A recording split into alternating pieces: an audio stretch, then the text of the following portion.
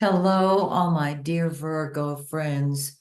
This is Maxine Taylor, America's first licensed astrologer, and I have your forecast here. I think you're going to like it very, very much. First of all, let's start with Mercury. I put Mercury up here. Mercury's down here too, but Mercury is going to move into the shadow of the retrograde on the 19th. Now, many of you know what that means.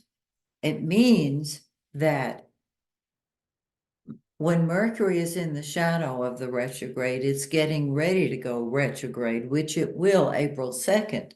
But it feels just like Mercury is retrograde already when it moves into the shadow. You can start new projects when it's in the shadow, but that's hard to do because you're feeling like Mercury's retro, right? Okay. After uh,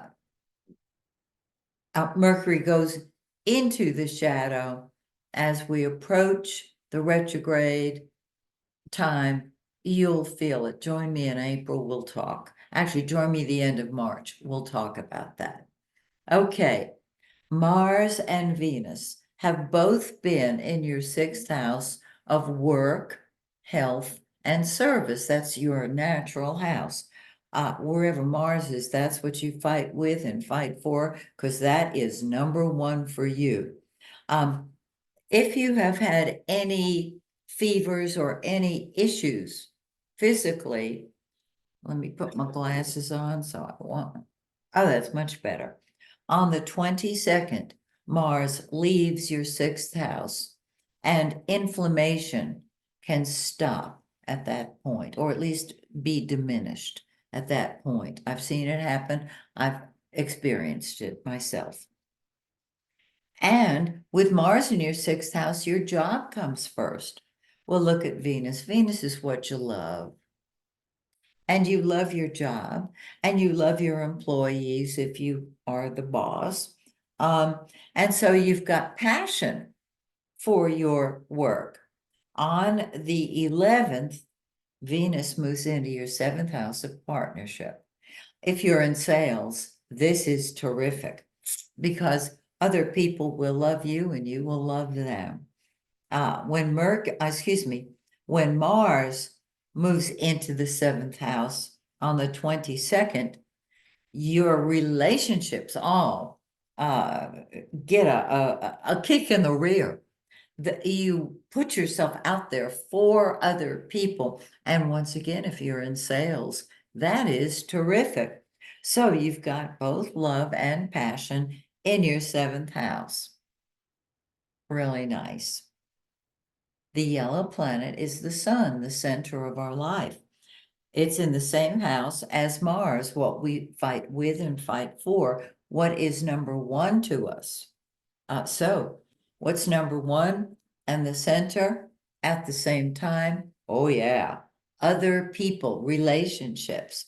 On the 19th, the sun moves into the eighth house, and your whole ego is starting to undergo a transformation. The eighth house is other people's money, it's joint finances. You can help other people at that point financially. Now, Mercury is in the seventh house, is what you think about and talk about. On the 9th, it moves into the eighth house, and anything in the eighth house undergoes a transformation. So your thinking, your ideas, the way you communicate with others undergoing a change. Jupiter is in its own house. It is truth and honesty. Ninth house is your higher mind. It's higher education. It's long distance travel. You see options available to you that you did not know you had. This is awesome. Now we have a full moon on the 10th in 20 degrees of Pisces. Find 20 Pisces in your birth chart and you'll see the whole picture. Once again, that new moon activates partnership and relationships with other people.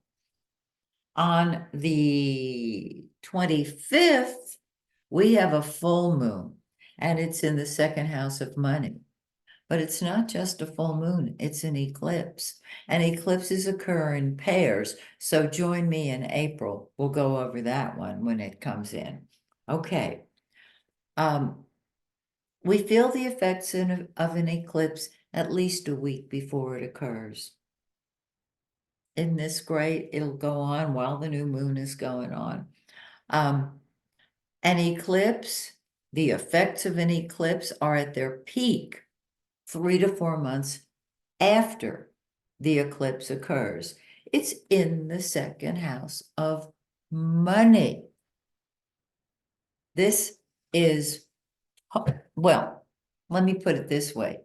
You can't win the lottery if you don't buy the ticket. Buy the ticket. This can be a wonderful indication of money coming in. It depends on what it's triggering in your chart. So it's on the 25th and it's in 5 degrees of Libra. Find 5 Libra in your birth chart and you've got the whole picture. This is really, really wonderful because you've got other people's money and you've got your money. Oh yeah, baby. So please join me next month when once again I look at your forecast and include the second eclipse. Till then, may the stars shine brightly on you and yours. Bye for now.